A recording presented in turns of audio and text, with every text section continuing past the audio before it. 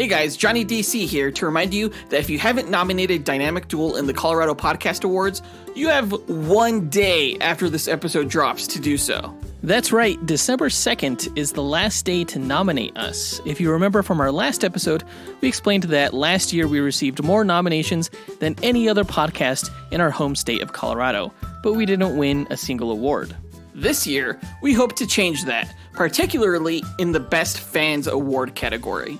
Right, we have absolutely the best fans. To nominate us, visit houseofpod.org and click on the Hoppies link at the top of the page, or visit the link in our show notes. Please make sure to put our podcast's full name, Dynamic Duel DC vs. Marvel, in all of the categories except for Best New Podcast, because we've been around a while. It would mean a huge deal to us if you could take 1 minute out of your day to nominate us. You guys truly are the best. Thanks for listening, and let's get on with the show.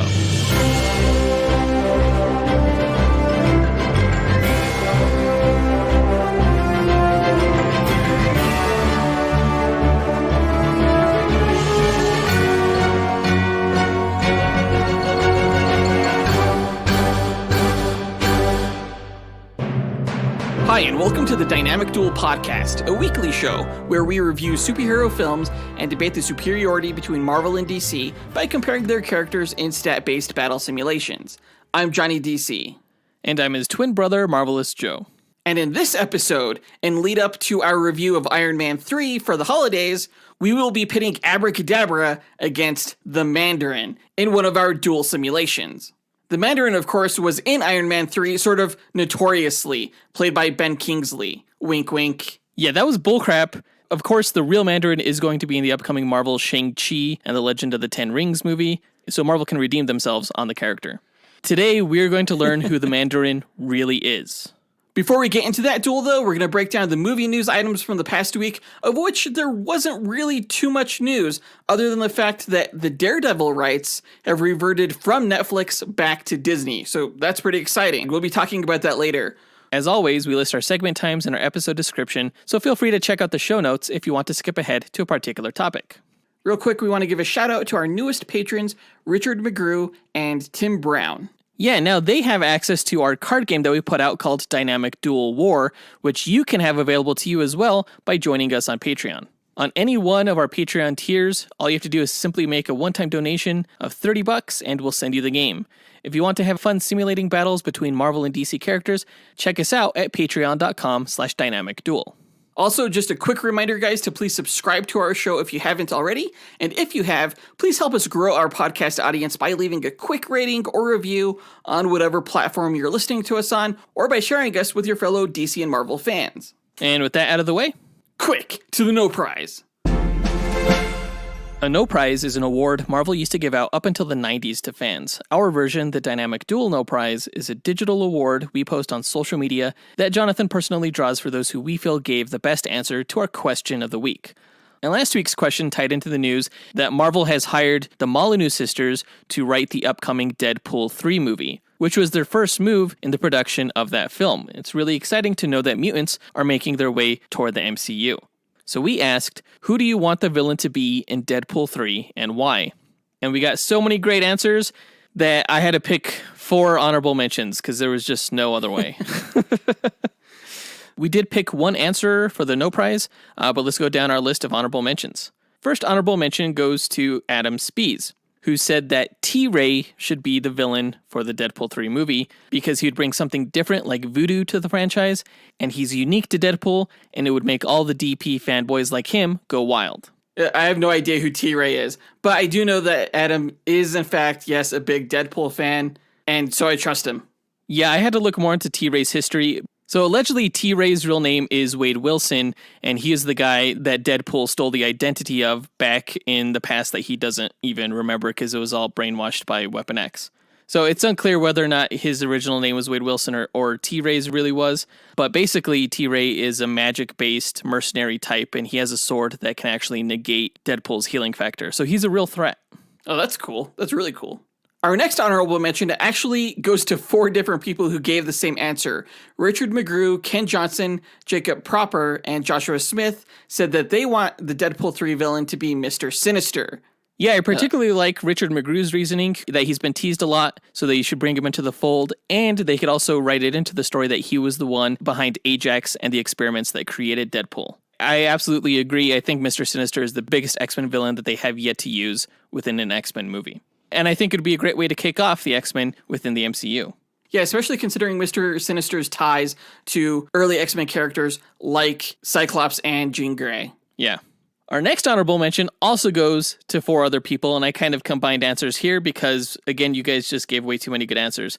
So, Backed Trucker 307, Caleb Albers, John Starosky, and Dustin Balcom, you guys get the honorable mention for saying Evil Deadpool and Strife. I kind of paired those together. Evil Deadpool is a character from the comics who is kind of a composite Deadpool reformed when a bunch of his severed limbs grew into one Deadpool character. Wow. And Strife is a character who is Cable's evil clone. So I think it would be cool to put Deadpool and Cable against their evil doppelgangers, Evil Deadpool and Strife. Oh yeah, that's right. I guess Josh Brolin probably would be in the next Deadpool film. I guess if it's not just a straight up reboot. Yeah, which could get awkward considering he has Thanos' likeness and voice, but, you know. I'm sure they would totally play into that. That'd be hilarious. Our final honorable mention goes to George Kronitis and Jay Moldenhauer Salazar, who said that Deadpool 3's villain should be Hitmonkey, who is the famous Marvel monkey assassin. And the reasoning they both gave was because monkeys, which, you know, can't argue with that. Deadpool versus an assassin monkey is just movie gold.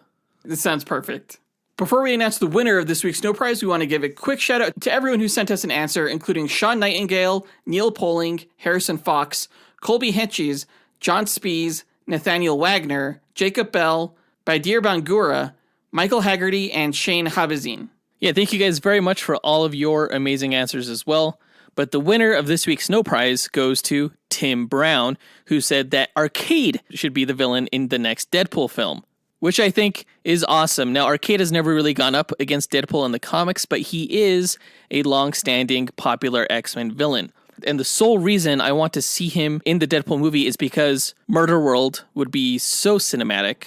It would just be amazing. It would fit perfectly within Deadpool's humorous tone. And the second reason is that I don't think we would actually see Arcade as a villain in a standard X-Men movie. So I think this is his one shot. Yeah, Tim Brown totally sold me on this with his Seth Green casting. The guy's hilarious. I think he has comedic chops that could go toe-to-toe with Ryan Reynolds. It just sounds perfect. And plus, within Murder World, since it's a setting that incorporates a lot of random elements, you can actually touch upon a lot of these other Question of the Week answers. You could have people like Strife and Evil Deadpool and Hitmonkey and even Hugh Jackman. I think it's a great way to incorporate a lot of different elements within one story. Yeah, we'll see what they ultimately go with, but so far Arcade is also my favorite answer.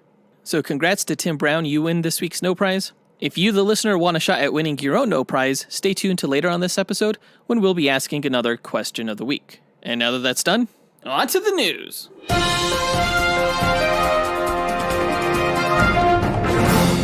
All right, a couple of years ago, we reported on this show that the Marvel Netflix series were coming to an end because Marvel was working out a new system for their television offerings, wherein Jeff Loeb was getting the boot and Kevin Feige was now being put in charge of all Marvel television. However, as part of their contract, Marvel was not able to do anything with those characters of the Marvel Netflix shows for a few years. It wasn't just that either, though. For Disney to get the rights back, Netflix, who had the rights to the character, also wouldn't have been able to do anything with the character in that same 2-year period. So everyone on Twitter today was in a panic, wondering if Netflix was going to announce something new at the last minute with Daredevil. Yeah, it was a pretty tumultuous time, but just how Marvel got the rights back to all the Fox properties, the Netflix characters are starting to trickle back in one by one.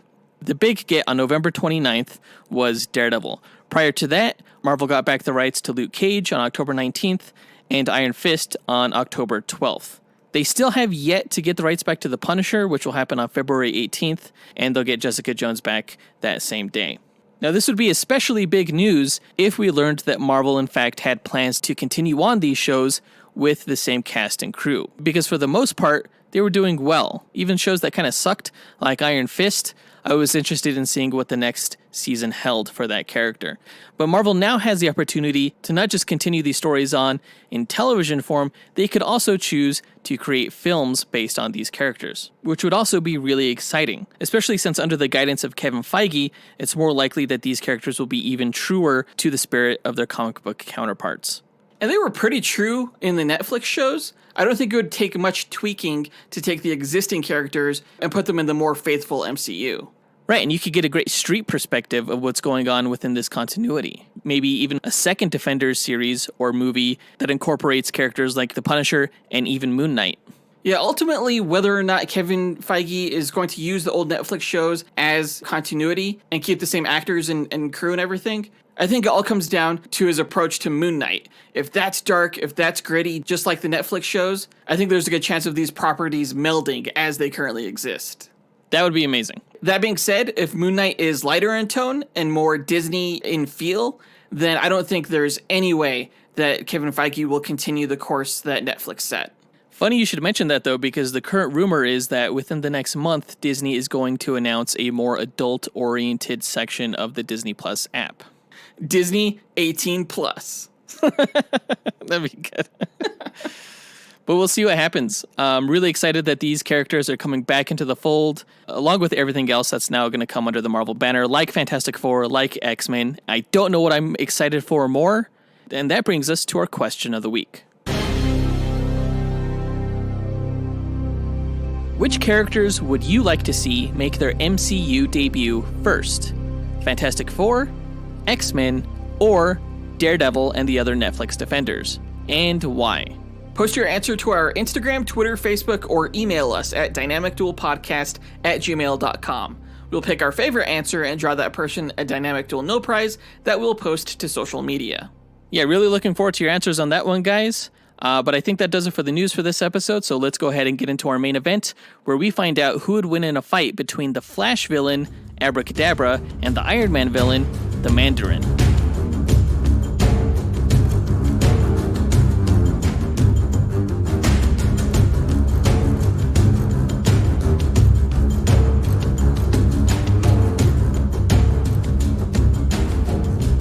Okay, so Abracadabra versus the Mandarin. These are two characters who are both sorcerers without actually being sorcerers, without actually being magic practitioners. Abracadabra uses technology from the future to make people believe that he's performing magic, and the Mandarin has alien technology that gives him this air of mystery and sorcery. Yeah, and that's why we ended up pitting these two characters together, because of that similarity. Their powers are kind of broad and vaguely defined, so in terms of practicality, they can kind of perform magical feats, but in terms of reality, they're just both tech users. There were a few options that we could have gone with for any of these characters. I think the producers were leaning toward Enchantress, but in the end, I think Enchantress would be better suited toward another magical-based character like, Thor's Enchantress or something like that. So I think that this is the best pairing that we can have for these characters, and I think it'll be a whole lot of fun to play out the scenario in which they fight. Now, if you've never listened to one of our Duel episodes before, the way we determine a winner between these two characters is by running 1,000 Monte Carlo simulations using their statistics. Now, what's a Monte Carlo simulation? It's a probabilistic model used to determine outcomes through random sampling. In our case, it randomizes statistics along a normal distribution, which is a bell curve, as a way to simulate the many variables that can occur during battle. The stat parameters we use are based on the official Marvel Power Grid, and we use that criteria to extrapolate the DC character stats. We've included some additional stat categories of our own, such as range, damage potential, and perception, in order to create a more complete and robust simulation. And running these 1,000 simulations gives us a percentage of wins for each character, and we declare the one with the higher percentage to be the ultimate victor, given that they're more likely to win any given battle. No character ever wins 100% of the time. Comics have shown that there's always a way for Batman to defeat Superman. We feel our method falls in line with the precedents that have been established in the comic book stories. And we use this method because it was the least subjective, most unbiased way to determine who would win. Of course, we are both very heavily biased toward our respective allegiances, and instead of debating these matches forever, we just let the math decide for us. So there's no fan votes here, and no relying on just feats. Before we run the simulations, though, we like to break down each character's histories and abilities before improvising a scenario and how we imagine one of the 1,000 simulations we run would play out beat for beat. And I think it's your turn to go first this episode, Jonathan, since I went first last episode with Emma Frost. So let's go ahead and hear all about Abracadabra. So in DC's future timeline, beyond the 25th century of Booster Gold or the 31st century of the Legion of Superheroes, in the 64th century, Earth was ruled by Cronarch, who controlled society through a supercomputer system known as the Central Clockworks. Within the society was a man named Citizen Abra, who valued his individuality and rejected the Central Clockworks. His whole life, he had only ever wished to be an illusionist like the stage magicians of the past. Since he lived, however, in a time when simple tricks and sleight of hand could not rival basic technology and science, no one showed any interest in his shows.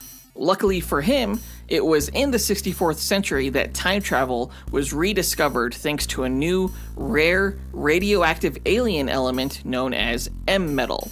Seeing an opportunity to travel back to the 20th century, a time when stage magicians were appreciated, Abra used his trickery to steal the M-metal rod to power a time machine.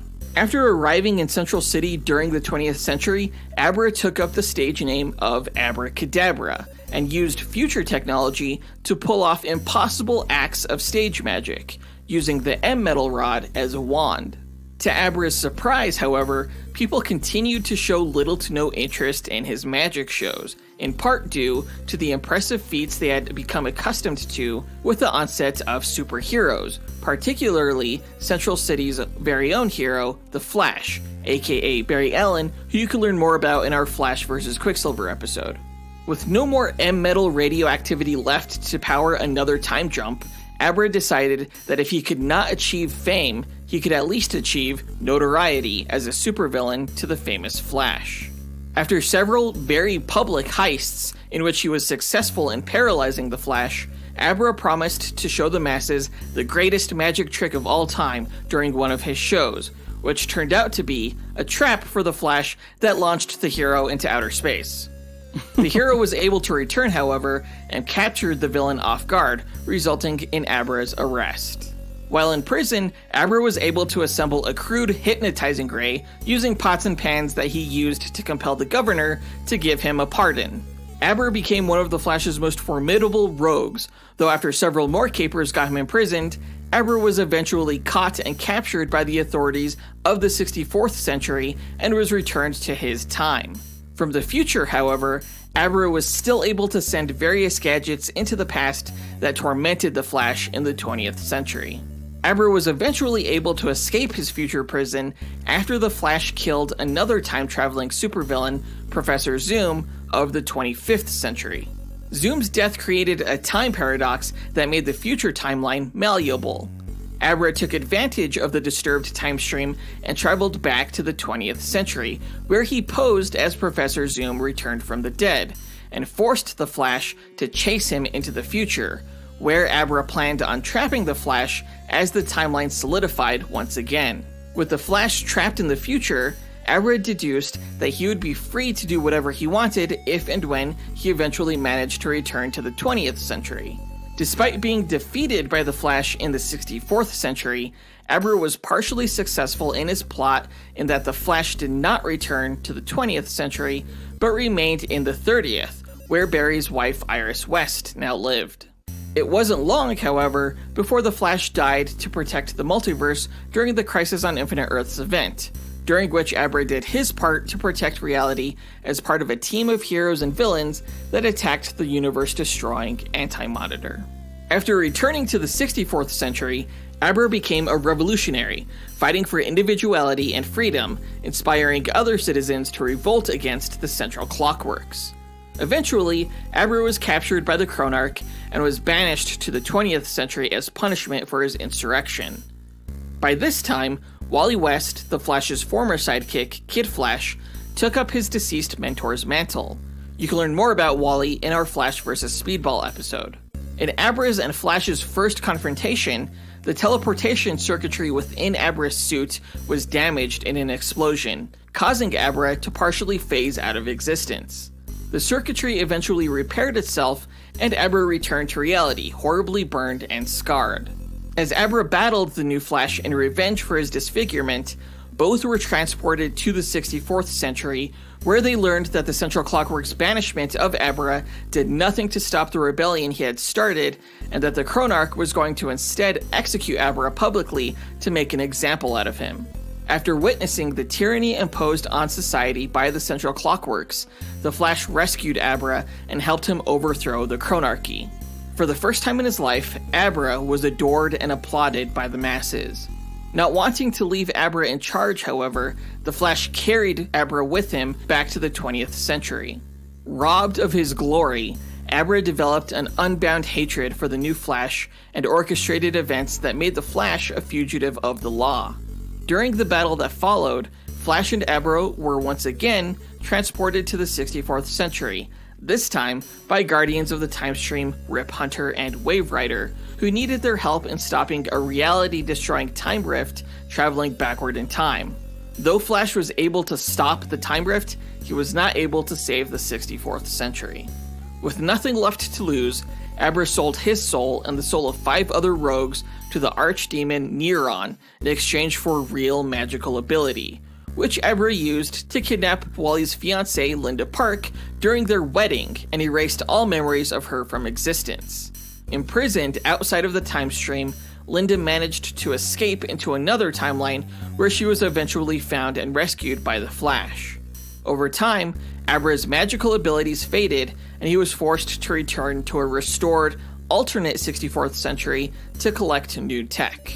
Eventually, Wally West retired and his sidekick, Bart Allen, became the new Flash, though it wasn't long before he was captured and beaten to death by Abra and other Flash villains.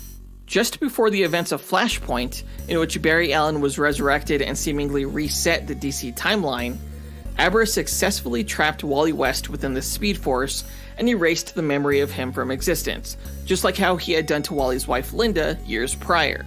Inadvertently, because of the Flashpoint, Abra's memory was erased as well. Wally eventually managed to escape the Speed Force with the help of Barry, at which point reality began to heal itself to the existence prior to the Flashpoints. This included Abra's memories, and he was nearly successful in destroying Wally West's team, the Titans, and trapping Wally within the Speed Force again, but Abra was defeated and banished back to the 64th century. Powers-wise, Abracadabra wields a wand made of M-metal that allows him to alter reality and time travel when it's radioactively powered. He doesn't actually need the wand to perform his quote-unquote magic. He also carries a variety of hidden gadgets on him that grant him various abilities, such as teleportation circuitry woven throughout his suit and a mind control lapel. But his showmanship style makes it look like all of his abilities come from his wand. Among these abilities are transmutation, intangibility, energy and time manipulation, as well as creature and object conjuring. Honestly, there's almost nothing he can't do. You name it, he could probably do it. Anything, huh? Pretty much. But can he eat his own head? No. So then he can't do everything. Is that from Team America? Mm-hmm. Yeah, glad you caught that reference. That's a pretty vague power description. Mandarin's is a little bit more defined than that, but he's no less powerful. Let me go into his history and abilities. The real name of the Mandarin is unknown. Though he was thought to be the son of a Chinese aristocrat and English noblewoman, it was later revealed by a hired video biographer that the would-be conqueror and crime lord was actually the son of a prostitute living in an opium den in Inner Mongolia, China. He lived under forced labor in his father's criminal operation, surviving through his own wits and vigor until his teenage years when his mother died of an overdose. Mandarin then killed his father and took over his criminal dealings, expanding its operations and becoming a powerful figure in the Chinese underworld. Eventually, the Chinese Communist Revolution in the mid-20th century forced him to flee as a fugitive across China into the Valley of Spirits, a forbidden forest where no one had set foot in centuries. Deep within the valley, the Mandarin followed a strange glowing light and came across a wrecked alien ship from the planet Maklu 4, and within it was a mortally injured McLuhan. McLuhans are a dragon-like race of alien beings, Fin Fang Foom being one of its members. Oh. The Mandarin slew the surviving alien and wandered into the engine room, where he saw that the starship was powered by 10 small hollow cylinders, spinning like a dynamo. He snatched them up and put them on like rings. Why the hell does this sound like Green Lantern? It's not. Mind your own business. Ugh. Consumed by their power, he began conquering local villages and used his new abilities to establish a new criminal empire running guns for the government and drugs. As his wealth and influence grew, he began presenting himself as a Chinese nobleman and a direct descendant of Genghis Khan, acquiring his own island off mainland China and calling it Mandarin City. He became determined to conquer the world and rule it in, quote, wisdom and harmony, and he knew the best way to do that was to bring it out of chaos. He allied himself with terrorist entities around the world, including the one that would eventually capture the fatally injured Tony Stark, who managed to escape by constructing a metal suit of armor and destroying his captors. You can learn more about this in our Cyborg vs. Iron Man Duel episode. As part of the Mandarin's plot of global disturbance, he began sabotaging American missiles and spy planes that happened to be built by Iron Man, who eventually flew to the Mandarin's castle in China to investigate.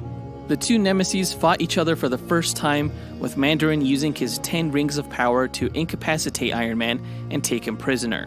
While the Mandarin's minions were attempting to remove his enemy's armor in order to study it, Iron Man revived himself and escaped, detonating the Mandarin's castle in the process. This led Mandarin to swear an oath of vengeance against Iron Man, Tony Stark, and Stark Industries.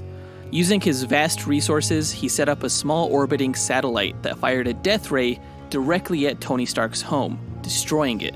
Though the Mandarin and most of the world thought Tony Stark was dead, Iron Man survived. He destroyed the satellite and directed Mandarin's weapons against the Chinese military, causing the government to sever ties with the Mandarin for his apparent betrayal. The Mandarin then established a new hidden base in the Gobi Desert, and later formed his own villain team to attack Iron Man and the Avengers called the Avatars of the Mandarin, composed of Chinese superhumans. Seeking to increase the power of his rings, the Mandarin manipulated the inhuman royal family, who were living in the Himalayan mountains at the time, into acquiring a power-enhancing talisman for him, called the Eye of Yin. Black Bolt managed to stop Mandarin from using the talisman, however, and fought and defeated him, stripping him of his rings and hiding them, rendering Mandarin powerless. Mandarin later traveled back to the Valley of Spirits and acquired a new headband device that let him track down and regain the 10 rings, which he then used to restore his original castle. After one particular visit to America to attack Iron Man, the Mandarin's castle was overtaken by a rival Chinese villain known as the Yellow Claw. Mandarin waged an all-out battle against the other villain and was victorious in defeating him and reclaiming his castle, but was fatally injured in the process. Mandarin used the headband device to transfer his consciousness into the rings, where he waited. And some things that should not have been forgotten were lost. History became legend, legend became myth, and for 2.5 hours, the rings passed out of all knowledge, until, when chance came, they ensnared a new bearer. Was he a hobbit? No, he was a servant of the Yellow Claw. He donned the rings, and the spirit of the Mandarin overcame him and took over his mind. The Mandarin transformed his new younger body into his own likeness and was resurrected. Interesting. The Mandarin then transformed some of his criminal empire into legitimate business dealings and became a top mogul in Hong Kong. He took over the mystical ninja assassin clan known as the Hand, and would lend one of his rings to its members as they took on missions against Iron Man and War Machine. The rings were set up so that if the Hand Ninja failed their mission, the ring would teleport back to the Mandarin. Eventually, he lost control of the Hand when he was exiled from the clan after an attack from Psylocke and the X-Men. Mandarin later traveled to the Valley of the Sleeping Dragon, near the Valley of Spirits, where Fin Fang Foom lay dormant. He awoke the dragon and controlled him into taking over 1/3 of China. Iron Man managed to save the day by grabbing Mandarin's hands and forcibly fusing his technology with the rings, firing a blast that destroyed both the dragon and the Mandarin's hands. His hands eventually grew back, except as reptilian dragon-like claws. He then used a mystical artifact known as the Heart of Darkness to transform China into a feudal state where technology could not operate, and he constructed a large flying fortress to prove to Iron Man the feudal nature of capitalism. Iron Man destroyed the flying fortress, and the Mandarin did not appear again for nearly a decade. His estranged son, Temujin, attempted to claim his father's mantle for a time, but later changed his ways and became a force for good, alongside Jimmy Woo and other Marvel Asian and Asian American superheroes as an agent of Atlas.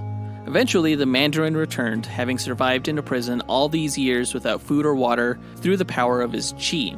After an unsuccessful attempt to destroy most of humanity with the Extremis virus, the Mandarin kidnapped Tony Stark to have him build 10 dragon-like mechanoids that would house the spirits of the 10 rings. As it turned out, the rings possessed the souls of 10 McLuhan warriors who the Mandarin planned on releasing into the world. Stark rebelled, however, and the Mandarin was destroyed. However, the rings soon gained their own sentience and mysteriously made their way out of S.H.I.E.L.D. custody onto the hands of 10 earthly warriors, codenamed Mandarin 1 through Mandarin 10. Eventually, however, they were stopped, and the rings found their way back to the Mandarin. And that's his history. Powers-wise, without his rings, the Mandarin is exceptionally skilled in nearly every form of martial arts known to man. He's the leading authority on McLuhan science and lore, and has an expert knowledge of strategy and history. He has a mastery of his personal chi energy and can manipulate it to enhance his strength, durability, healing, and resistance. With his 10 rings of power, he has the following abilities. On his left hand, his little finger wields Zero, the ring with the mastery of cold and ice. His ring finger wields the Lyre, the ring with hypnotic and illusion-casting powers. His middle finger wields Lightning, the ring that can emit electricity. His index finger wields Incandescence, the ring that can emit heat and flame. And his thumb wields Daimonic, the ring that can manipulate light within the electromagnetic spectrum. On his right hand, his little finger wields Nightbringer, the ring that can manipulate dark force energy. His ring finger wields Spectral, which can separate molecular structures in a disintegration beam. His middle finger wields Spin, the ring with the mastery of air and wind. His index finger wields Influence, the ring that can project force blasts and grants telekinetic ability. And finally, his thumb wields Remaker, the ring that can transmute elements. In addition to the rings, the Mandarin also has a McLuhan teleportation device and a McLuhan mind transference device. And that's everything he could do. That is a lot. That is very specific. Holy cow. But it's nothing that, an M-Wand can't go toe-to-toe with. Oh, we'll find out. Yeah, let's get into the duel and speculate on how one of the 1,000 simulated matches will go. The winner is determined by simulations, not this speculation, but it's fun to imagine how this could play out. Now, we don't set any rules for this match other than the characters don't know anything about each other going in, except that the other character is a threat that needs to be put down. And we say they start off about 50 meters apart in an environment that has no bearing on the match itself, because we don't take stats for the environment. Plus, certain characters have advantages in some environments over others, and we want these characters to win on their own merit. So let's get into it. The characters meet on the battlefield. Who goes first? I don't think Mandarin will go first. He'll just kind of stand there menacingly with his hands in his sleeves, just watching, waiting for his foolish opponent to make his first move. Okay. Abra will start off then with a magic trick. Let's say he starts off with a card trick. He'll pull out this deck of cards from his suit that he'll just shuffle through the air and they just fly around him before he sends them zipping right towards the Mandarin, and they're razor sharp, so they're just gonna slice him to bits. Except, without even moving a muscle, Mandarin just stands there and sees these cards flying toward him, and right before they touch him and cut him, they get disintegrated midair through the use of the Mandarin's spectral ring. That's the one that disintegrates things? Yeah, it separates molecular structures. And then the Mandarin counters. He points a fist right in Abracadabra's direction, and he shoots out of his incandescence ring this flaming, fiery, mythical serpent that snakes its way midair toward Abracadabra and just engulfs him in flame. Okay, but before that fiery serpent can reach Abra, he removes his top hat, and from that hat, he conjures this flock of ice birds that just dive bomb the flaming serpent and douse him from the cold. Don't you know that fire melts ice? Come on. Yeah, but fire melts ice into water, which puts out fire. So in the end, ice wins. Plus, they're just really cold, so. Okay. Abra is then gonna take that hat and he's gonna like fling it towards the Mandarin like a frisbee, and it just like starts circling around the Mandarin, generating this tornado that just sends the Mandarin flying uncontrollably into the air. Except it wouldn't, because Mandarin has his spin ring, which controls wind. So he's able to control himself while he's in midair, and he like lowers himself back down toward the ground while on this like air cloud, while shooting huge ass lightning bolts at Abra using his lightning ring. Okay, I mean, but Abra, he just uses his M metal wand as like a lightning rod to absorb the electricity. And then gets electrocuted. No, it all gets stored into the wand. And then from like behind his back, he pulls out this crystal ball and he taps it with his wand. So all of the electricity transfers into the crystal ball, which then just hurls towards the Mandarin and like traps him inside of it. Traps him? I thought it was gonna like explode. No. Or something. No, it traps him and then like flies back to Abra, and he's able to look into it, and like it reveals to him everything that the Mandarin's rings can do, all 10 of them. Well, that's pretty cool. He's like a fortune teller. Exactly. Yeah. So the Mandarin's trapped inside this crystal ball. How is he gonna get out? He's not. It's magic. Or, kind of like magic. All right, well, the first thing that Mandarin is going to do while he's inside the crystal ball is to prevent Abracadabra from learning everything about his rings. Mandarin is going to use his Nightbringer ring to kind of cloud the crystal ball with dark force energy, so Abracadabra can't divine shit from it. Okay. And then Mandarin teleports out of the ball using his McLuhan teleportation device. And he uses his ice ring 0 to transform the crystal ball that's in Abracadabra's hand into ice, which then freezes Abracadabra's hand. And with the crystal ball and Abracadabra's hand frozen, Mandarin shoots out this focused force beam with his influence ring that just shatters the ball and Mandarin's hand. His hand shattered? Yeah. Well, I mean, Abra, he still has his other hand with the wand, so he just gestures to the shattered pieces, and they reform into, like, a solid hand, which flies toward the Mandarin, like, really fast, and just starts choking him out. And as that happens, Abra's real hand emerges from his sleeve. The Mandarin just froze a fake one. It was like a false hand? Yeah. Chokes him out? Yeah. That's kind of, I don't know, that's macabre. He's done that to the Flash before. Oh, really? Yeah, with a disembodied arm. Interesting. Okay, well, the Mandarin is just gonna use his chi strength to just rip that disembodied hand off of his throat. And then he's going to summon this terracotta warrior army from the ground using his Remaker ring, which he's done before against Iron Man. And with this army of stone warriors, he commands them to march toward Abra and just surround him and just stab him with their spears or swords or whatever they have. That's actually pretty cool. But what ring can control terracotta warriors? Oh, it's probably a mixture of a few rings. Definitely Remaker, probably a little bit of the Liar ring and Influence and Spectral. He can like use them in combinations and stuff. Okay. It looks like Abra gets stabbed to death. Or Yep. so Mandarin thinks. Really, Abra getting stabbed to death was just an illusion. In reality, he teleported away from the warriors and behind the Mandarin. And you know how, like, magicians are always, like, stealing people's watches and stuff without them even, like, noticing? Nope. Yes, you do. Don't lie. As the Mandarin is, like, distracted by all the carnage, Abracadabra uses, like, sleight of hand to quickly remove the Mandarin's rings and put them on his own fingers. Or so Abra thinks, because Mandarin can use illusions too. So Abra looks down at his hands to see the rings vanish because they were never really there. They were an illusion created by the Mandarin's liar ring. Because Mandarin's smart enough to not get pickpocketed. And to teach Abra a lesson in getting too close, he's just gonna karate chop Abra's wand in half and just kick him right in his chest away from him, knocking him to the ground. Then as Abra's lying on the ground, Mandarin's gonna be like, "You fool," and then just laser blast him into a smear. Or so Mandarin thinks. Because out of the ring, instead of a laser, it just shoots out like a bouquet of flowers. Okay. Abra knew that Mandarin has an illusion casting ring from, when he saw into the crystal ball. So he was able to preempt like a counter to Mandarin's own counter. In reality, Abra is wielding the rings, and he just stands up and shows the Mandarin his hands with all of the rings on them. And the Mandarin looks down at his own hands like confused, and his rings just vanish.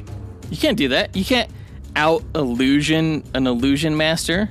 That doesn't work. Abra's way better at illusions than Mandarin. It's like his whole thing. You don't even know that. So now that Abra has all of his rings, he just points them all at the Mandarin and fires them all off at the same time, obliterating Mandarin and ending this match. Except what you don't know is that Mandarin has a psychic link with the rings, having spent years training in how to use them and use the McLuhan technology. So other people can't just steal these rings and use them. What? So they do nothing for Abra, and in fact, Mandarin is able to pull them back to him telekinetically, back onto his hands. Even without a ring, he could do that? Yep. Okay. But before the Mandarin gets his rings back, like, Abra's technology is self-repairing. It's like self-healing. So that M wand that the Mandarin karate chopped in half, by this time, it's already repaired itself. It's one whole thing. And as the Mandarin's rings are flying back to him, Abra uses his wand to conjure up his top hat in the path of the flying rings. So the rings fly into the hat, and Abra makes the hat just vanish, just disappear. So now you see them, now you don't. That was pretty good. So where did the rings go? Away. Far, far away. You're never going to see them again for the rest of this match. Okay. Mandarin is now, like, powerless. All right. Well, okay, that sucks. But Mandarin doesn't need the rings necessarily to be formidable. So he's just going to savagely just blitz Abra and just kick the shit out of him. It's going to be hilarious to watch. Like, what?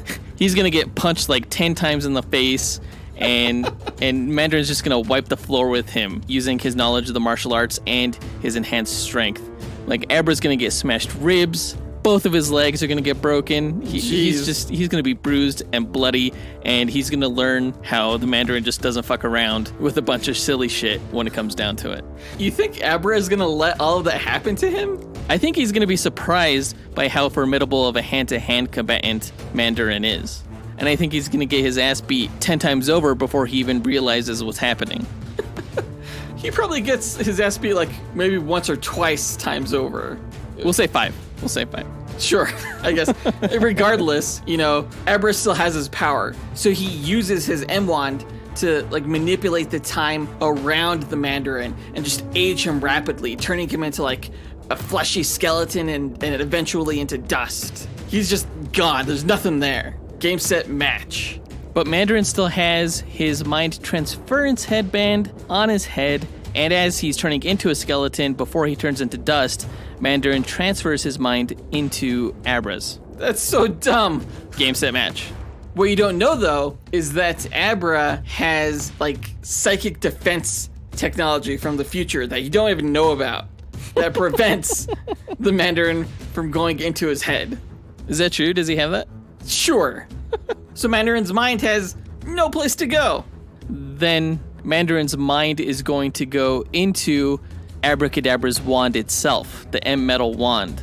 Because he can project his consciousness not just into people, but into objects, like how he did with his rings. So Mandarin's consciousness is in the wand, and Mandarin uses the wand's power to just vaporize Abra. And then Mandarin lives on within the wand to, possess whoever possesses it next. The end. The heck? He was dead long before that ever happened. His mind was already gone. There's nothing to transfer. There's nothing there. Nope, he's in the wand like Sauron was in his ring. That's crazy. I think that's actually probably a good place to end the match. So either the Mandarin vaporized Abra and lives on within Abra's wand, or Abra dusted the Mandarin before he could transfer his mind. Let's go ahead and run the 1,000 simulations on these guys and find out who wins and which scenario takes place. These two guys can just do way too much stuff. I'm just going to say that. They're both really powerful villains. I don't know how Iron Man or how the Flash ever stand a chance, because they're pretty badass. Yeah, statistically, they're pretty up there in the charts. We said that Abra was slightly more evasive than Mandarin, just because he often goes intangible when going up against foes like Superman or the Flash. We also said that he's more perceptive, just because he carries a lot of tech on him, like his crystal ball, that's able to give him information and what he calls mystic senses. Yeah, but intangibility isn't that much greater than the Mandarin's force fields that he can generate. But Mandarin freaking knows martial arts like no one's business. He freaking annihilated Abracadabra within the fighting skill stat. Everything else is pretty close. Yeah, that fighting skill stat is freaking killing me. That was like the biggest disparity between the characters. It makes me super nervous. And we said that Mandarin was more durable than Abracadabra, considering that Mandarin can increase his toughness with his chi and take hits from like Iron Man. Whereas I've seen Abracadabra get his jaw broken pretty easily and pretty quickly, obviously, by the Flash. Yeah. So after going through all of the stats and running all of the simulations, who do you think came out on top? If I had to guess, it's going to be Mandarin just because of the disparity on that fighting skill stat. And according to the polls that we sent out to social media, the fans agree with me. 62% of them sided with the Mandarin in this fight. Which is crazy because early on when I first put up that poll, Abracadabra was leading by so much. When I checked it again today, I was like, what? What happened? I was pretty confident going into this that Abracadabra was going to win. He just has so much going for him. There's almost nothing he can't do. But compared to the Mandarin, he did fall short a little bit more than I thought he would. Because the Mandarin won this match 65.7% of the time, or 657 of the 1,000 simulations that we ran. And that's actually really close to what the people guessed in the polls. And it's also, like, crap. Because I did not think it would be that high. I thought it would be closer to, like, 50-50. But it's that fighting stat. Like, Abracadabra really needs to go to, like, kung fu lessons or something like that. He needs to up his close quarter physical combat game for sure. Yeah, because take away the technology and what else you got? Supervillains need something to fall back on. Got to diversify. Right. And I think, Abra's kind of proven throughout the years, time and time again, that he really doesn't have that. That's why he's always getting imprisoned or sent back, to his original timeline. So I guess all I could say is, whatever, dude? No, you're supposed to say congrats. No, that's never. What you're supposed to say. Never. I will never do that. Well, if it's any consolation, as cool as the Mandarin is in the comics, next week we are going to review Iron Man 3, where you can find out just how uncool he is in that movie. For now. I bet he's going to be really cool in Shang-Chi. Yeah, we'll see. But that does it for this duel. Let us know what you thought about the results by writing to us at dynamicduelpodcast@gmail.com or by visiting us on Facebook, Instagram, or Twitter. You can find links to all of our accounts by visiting our website, dynamicduel.com. And on our site, you could also find a link to our Patreon page where we offer bonus content, including a blooper reel episode that's going out today, actually, December 1st. And you can get access to our very own Marvel vs. DC card game called Dynamic Duel War. Check out patreon.com/Dynamic Duel right after this episode. Our lowest tier is only $2 a month. Also, after this episode, don't forget to visit houseofpod.com and click on their link for the Hoppies to nominate our podcast for the Colorado Podcast Awards. Again, the nomination submissions close on December 2nd, so you have until then to nominate Dynamic Duel, DC versus Marvel. Yeah, that would be cool if you guys could help us out with that. Because remember, a vote for the Best Fans Award is not just a vote for us, it's a vote for you. But that does it for this episode. We want to give a big thanks to our executive producers, Ken Johnson, Jace Crump, John Starosky, John Speas, John Bechinina, Isaiah Bethune, and Zachary Hepburn. Thank you guys very much for making this podcast possible, and we'll talk to everyone next week. Up, and away. True believers. In a world where darkness has fallen upon the land and a plague has spread far and wide, two men decide to change the world by becoming torchbearers of better times. Yo. What are you doing? I was hired to do a trailer? I think that's next door. I am terribly sorry. Let's roll that back. Try that again. Welcome, adventurers! Your next quest will be... Okay, no. Move it along. Okay, I was just trying to make this sound epic. You know what? Check this out. Welcome to the Retronomicon Podcast, also known as the Retronomipod. We sit down each week and discuss past, present, and future of all things pop culture. From early books from the Victorian era to the next big thing and, well, anything. We will share our opinions about things we like from across the spectrum of the nerd and geek culture, or just chat about stuff that we found weird or interesting. Join us each week as we record these chapters into our Retronomicon. And once again, we welcome you to the Retronomipod.